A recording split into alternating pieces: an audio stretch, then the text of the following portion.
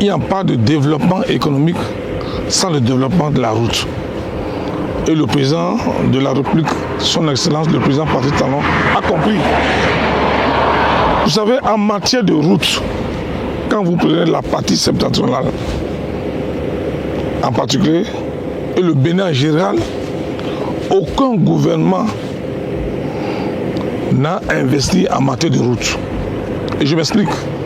Quand vous prenez la route Ndali, Niki, Chikandou, par le passé, c'est des milliards qui ont été engloutis pour un travail bâclé. Pour un travail bâclé. Sorti des milliards des caisses de l'État pour des résultats zéro. Quand vous prenez l'âge de la route Ndali, Niki, Perrin, ça fait même pas 2 ans. C'est complètement gâté. Il a fallu un homme de vision, le président Patrice Talon, pour reprendre les travaux. Cette fois-ci, avec les bitumes dignes de son nom, béton, volumineux. Et vous voyez, je viens de faire la différence par rapport à la qualité, par rapport au volume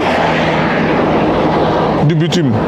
Par le passé, ils ont fait n'importe quoi. Et vous voyez ces routes-là, tel que je vois, c'est parti au moins plus de 20 ans. C'est vrai, comme l'a dit le président de la République, d'autres disent qu'on ne mange pas la route, mais la route fait manger. Parce qu'il n'y a pas de développement économique sans ces routes-là. Il n'y a pas la sécurité routière sans la route. Il faut une route de bitume digne de son nom pour la sécurité routière. Alors, donc je le disais, en matière d'investissement, en matière de route, au niveau de la partie septentrionale, aucun régime n'a fait autant. Quand vous prenez d'abord la route Karakou, Berboué, Kandi, c'est de l'apothéose.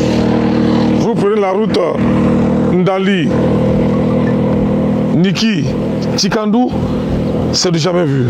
Vous prenez également la route Natitengu, Kwande, c'est devenu une réalité. Vous prenez également la route Natitengu, Boukoumé, c'est devenu une réalité. Gassou Sud, Sidandé, c'est devenu une réalité. Donc, quand vous prenez la partie septentrionale, tout est en chantier. Et c'est l'actif du président Patrice Talon, l'homme de vision, l'homme de rigueur. Et c'est pour ça que j'ai souvent parlé d'un bilan comparé. Nous sommes à l'heure du bilan. Nous devons parler de comparaison de bilan. C'est vrai, d'autres diront comparaison n'est pas raison, mais il faut comparer parfois pour avoir raison. En tant qu'acteur politique, nous devons comparer. Nous devons montrer l'original et la photocopie. Le président Patrice Talon pratique l'original et non la photocopie. Et c'est pour ça que nous, ministres conseillers, nous sommes sur le terrain pour mettre la lumière sur ce qui est fait. Parce que sans développement de la route, il n'y a pas de développement digne de ce nom. Et c'est pour ça que nous sommes venus sur le terrain constater ce qui a été fait.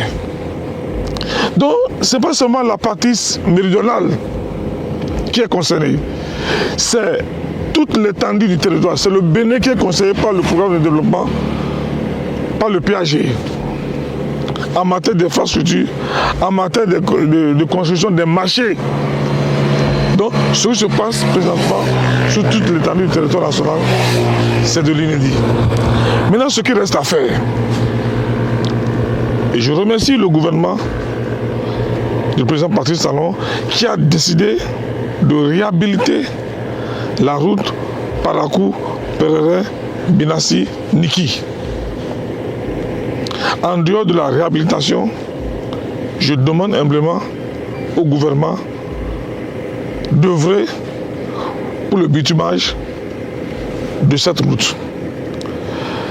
L'autre défi à relever, c'est la route Parakou-Kabo-Kika, frontière Nigeria, avec la construction d'un marché sous-régional. Parce que quand vous prenez la frontière Kabo-Nigeria, c'est à peine 2-3 km du Nigeria. Ça pourrait relancer l'économie et ça pourrait interconnecter les deux pays. Donc c'est pour ça que je demande humblement au gouvernement d'œuvrer pour la réalisation de cette route. Et nous, c'est ce que nous sommes en train de faire en tant qu'acteurs politiques. Nous ne sommes pas là pour faire de la politique politicienne. Nous sommes là pour la politique de développement. Nous sommes dans l'action et non dans la réaction. Parce que nos amis d'enfance sont dans la réaction. Des bavardages stériles. Nous sommes dans l'action. L'action dans l'efficacité, dans la discrétion. Donc nous sommes en train d'œuvrer pour la construction du pays. L'argent qui ne circule pas là, selon eux, c'est ça qui est investi sur les routes, les marchés, les centres de santé, les écoles, logements sociaux, les cantines scolaires. C'est là où le bien-être des populations, le hautement social n'est plus un vain mot. C'est devenu une réalité. Avec les centaines de milliards engloutis. Parce que dites-moi, l'électricité, ce n'est pas le hautement social. L'eau, ce n'est pas de hautement social. Les cantines scolaires, ce n'est pas de hautement social, c'est le social. Parce que nos enfants aujourd'hui, on dit un enfant, l'homme qui a faim n'est pas un homme libre. Donc, et c'est ce que nous sommes en train de faire. Et je pense que les ministres conseillers, chacun dans ce domaine, essaie de vulgariser les actions du gouvernement. Et c'est pour ça que j'ai voulu montrer que prendre le peuple béninois à témoin sur la qualité des bitumes, ce n'est pas de l'à peu près. Même quelqu'un qui n'est pas spécialiste en travaux publics sait aujourd'hui que la qualité de ces bitumes-là, c'est du jamais vu. Quand vous frappez ces bitumes-là, vous voyez comment c'est volumineux, comment c'est béton, comment c'est bien. Contrairement à ce qu'on faisait, on décaisse des centaines de millions pour des résultats zéro, comme le cas de Maria Agleta. Vous connaissez Maria Agleta, c'est un projet où nos amis d'enfance ont débloqué 45 milliards de francs CFA pour zéro électricité. C'est ça la réalité. Ça là, vous êtes des journalistes d'investigation, je vous parle avec chiffres à l'appui. 45 milliards pour zéro électricité.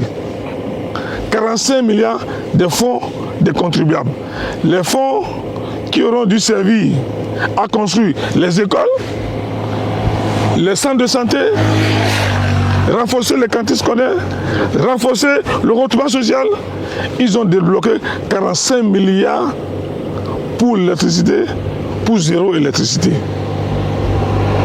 C'est ça. Et c'est ceux-là qui donnent la leçon de gouvernance. Vous prenez aussi l'Assemblée nationale, la construction de l'Assemblée nationale. Moi, j'avais demandé au président de la République de garder le siège de l'Assemblée nationale que nous allons baptiser le musée de la corruption pour enseigner la bonne gouvernance dans nos universités, pour montrer aux futures générations comment les fonds publics sont dilapidés pour zéro résultat. Ça, l'histoire retiendra qu'ils ont débloqué plus de 20 milliards pour construire le siège de l'Assemblée nationale sans résultat et qu'il a fallu un homme de vision parti salon pour reconstruire autre Assemblée nationale qui sera livrée dans les jours à venir.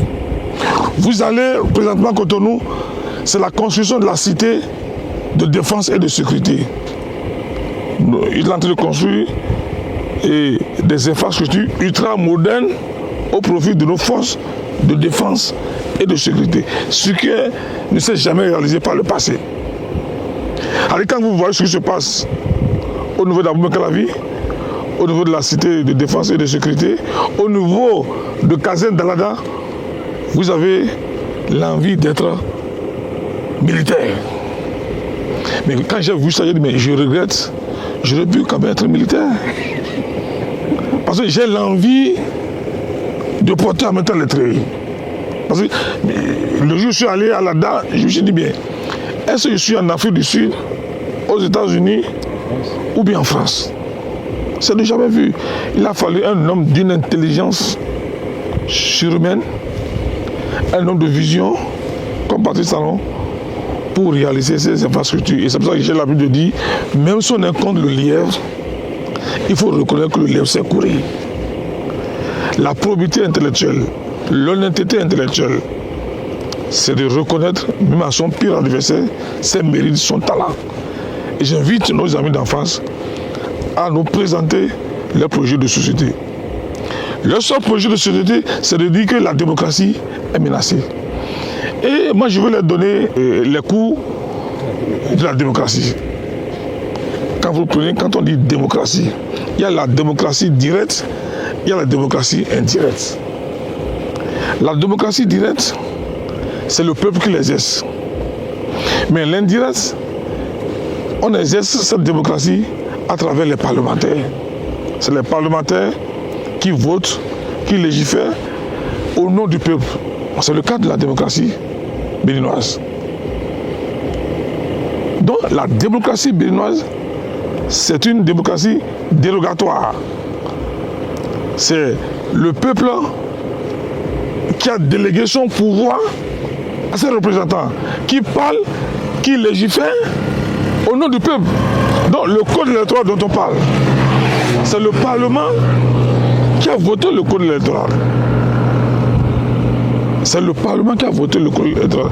Le Parlement qui a reçu mandat représentant des populations dans une démocratie indirecte, qui a confié son pouvoir au peuple. Et c'est ce peuple qui a voté le code. Renier ce code, c'est renier le pouvoir législatif, le pouvoir démocratique que le peuple a confié aux députés. C'est pour ça que j'ai demandé humblement aux amis d'en face de recruter les experts en sciences politiques pour enseigner les notions élémentaires en sciences po à une opposition qui ne comprend pas ce qu'on appelle la démocratie. Ils sont démocrates, mais ils ne connaissent pas la démocratie. La démocratie a ses principes. Alors donc, dans les jours à venir, j'entends donner une conférence, une communication sur la démocratie, le rôle du Parlement et ce qu'on appelle le code électoral. Qui a compétence? Est-ce qu'il peut y avoir une élection sans code électoral? Le code électoral fait partie des principes législatifs, des principes où seuls les représentants du peuple ont la compétence législative pour voter ce code-là. Sans code, il n'y a pas d'élection. Alors, quand vous allez au Parlement, il y a ce qu'on appelle la majorité parlementaire, la minorité parlementaire, dans une démocratie plurielle. Alors, quand la majorité parlementaire vote, et à partir du moment où c'est validé, ça devient une loi d'État. Le président de la République a la possibilité de demander une seconde lecture, comme le président de la République peut promulguer. Mais à partir du moment où c'est la majorité du Parlement qui a voté cette loi, donc c'est l'ensemble des députés.